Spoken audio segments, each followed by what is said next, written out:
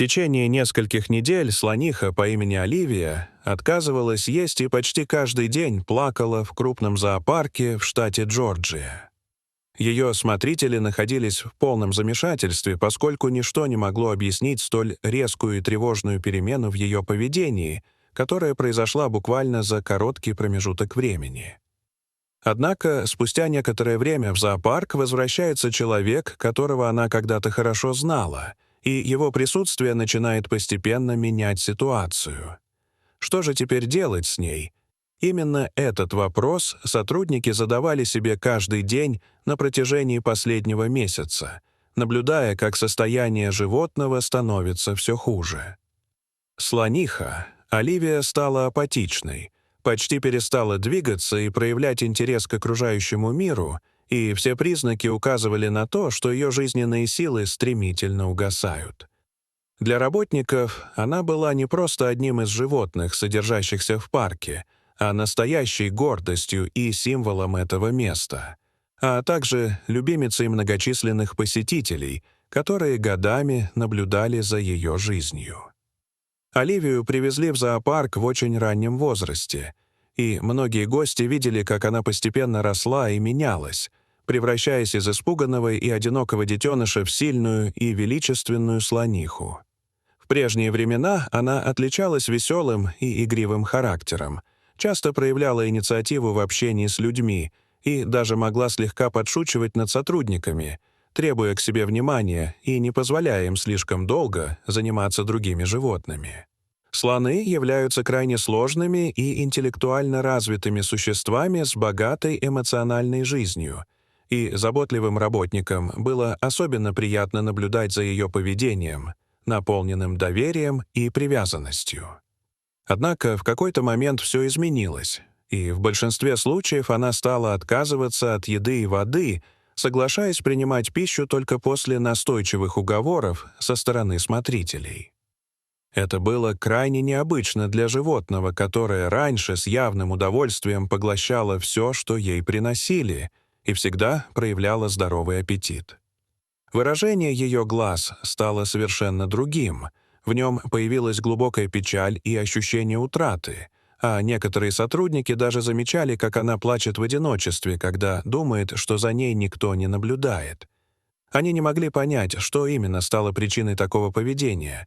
Однако было очевидно, что необходимо срочно принимать меры, поскольку в противном случае она могла впасть в глубокую депрессию, из которой уже никто не смог бы ее вывести.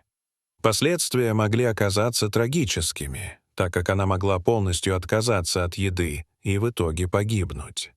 В какой-то момент работники пришли к выводу, что у них недостаточно знаний и опыта, чтобы помочь ей справиться с этим состоянием, и в отчаянии менеджер зоопарка решил обратиться за помощью к своему давнему знакомому по имени Кристофер.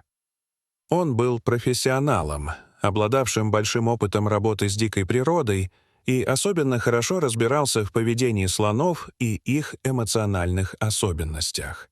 Кристофер согласился приехать, и уже через 2 дня он прибыл в зоопарк, надеясь, что сможет разобраться в происходящем и помочь животному. Однако к моменту его приезда ситуация не изменилась ни на йоту, и Оливия по-прежнему лежала в своем вольере, вялая, ослабленная и совершенно лишенная аппетита. Кристофер подошел к ней медленно и осторожно, стараясь не напугать ее, и тихо произнес ее имя, давая ей понять, что это именно он.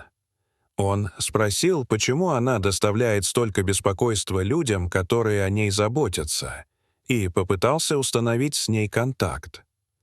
Слониха сразу же навострила уши, услышав знакомый голос, и повернула голову в сторону источника звука, после чего, несмотря на слабость, поднялась на ноги и начала медленно приближаться к нему, словно именно его она и ждала все это время. Когда она подошла ближе, Кристофер невольно вспомнил тот день, когда впервые встретился с ней много лет назад. Тогда Оливии был всего 1 год, и ее привезли в парк после того, как браконьеры убили ее мать, оставив ее сиротой. Потеря матери в столь раннем возрасте нанесла ей серьезную психологическую травму, из-за чего она стала замкнутой, пугливой и недоверчивой по отношению к людям. Она избегала любого контакта и не стремилась сближаться с теми, кого считала причиной своей утраты. Именно в тот период руководство парка приняло решение сделать все возможное, чтобы помочь ей адаптироваться к новой жизни и почувствовать себя в безопасности. В это же время в парк пришел молодой волонтер по имени Кристофер, которому было 23 года, и который мечтал посвятить свою жизнь работе с животными и защите дикой природы. Эта работа была для него первой, и он искренне надеялся проявить себя, чтобы в будущем получить постоянную должность и продолжить развиваться в этой сфере. Вскоре после начала работы его назначили помощником смотрителя, и именно тогда он впервые узнал о сложной истории Оливии и о том, как сотрудники пытались помочь ей преодолеть страх и одиночество. Сначала он не до конца понимал, насколько трудной окажется эта задача, пока не столкнулся с ней лично, пытаясь установить контакт с животным. Оливия реагировала исключительно на еду, предложенную другими смотрителями, и каждый раз отходила в сторону, когда он пытался приблизиться или дотронуться до нее. Все попытки вовлечь ее в игру или взаимодействие оставались безрезультатными, поскольку она предпочитала лежать на земле и игнорировать происходящее вокруг. Когда Кристофер попытался приблизиться к ней, она отреагировала так же, поскольку никогда раньше его не видела и не доверяла ему больше, чем другим людям. Каждый день он сталкивался с одинаковым поведением, что лишь подчеркивало глубину ее травмы и пережитой утраты. В свободное время он активно изучал литературу о поведении животных, а также консультировался с экспертами, пытаясь найти способ наладить с ней контакт. Он понимал, что должен проявлять терпение и заботу, даже если не видит быстрых результатов, и продолжал приходить к ней каждый день. Однажды, после окончания рабочего дня, он решил остаться немного дольше обычного и провести с ней время наедине, надеясь, что это поможет ему лучше понять ее. Он сел неподалеку и начал говорить вслух, рассказывая о своем дне, о событиях в парке и о различных мелочах, которые приходили ему в голову, полагаясь на то, что она сможет уловить его эмоции. Несмотря на то, что в его действиях не было очевидной логики, он продолжал делать это каждый день, постепенно превращая это в своеобразный ритуал. Оливия иногда поднимала уши, когда слышала его голос, но долгое время не проявляла других признаков заинтересованности. Тем не менее, дни превращались в недели, и постепенно он начал замечать изменения в ее поведении. Она стала внимательнее реагировать на его присутствие, начинала ждать его прихода и наблюдать за ним, когда он говорил. Купание стало временем, когда она проявляла наибольшую открытость и позволяла ему находиться рядом. Однажды вечером, после особенно тяжелого дня, Кристофер пришел к ней, намереваясь задержаться всего на несколько минут, однако его ожидало неожиданное зрелище. Оливия стояла на ногах и, казалось, ждала его.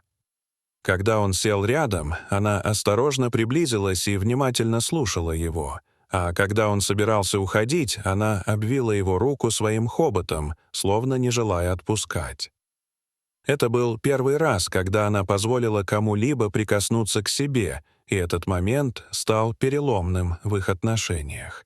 Кристофер улыбнулся и опустился на колени, чтобы погладить ее, а она больше не отстранялась, показывая, что начала ему доверять.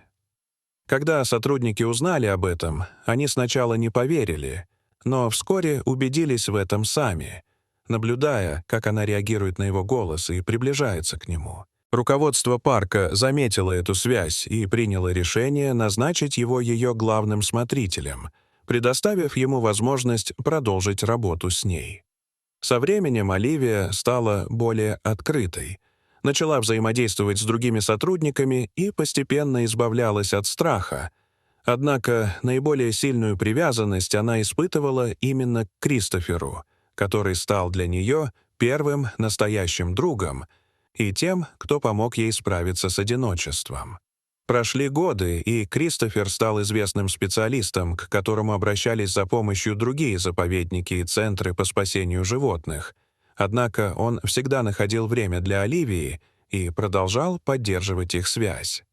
Они провели вместе более 30 лет, и за это время она выросла в сильное, уверенное и жизнерадостное животное, став настоящим символом парка.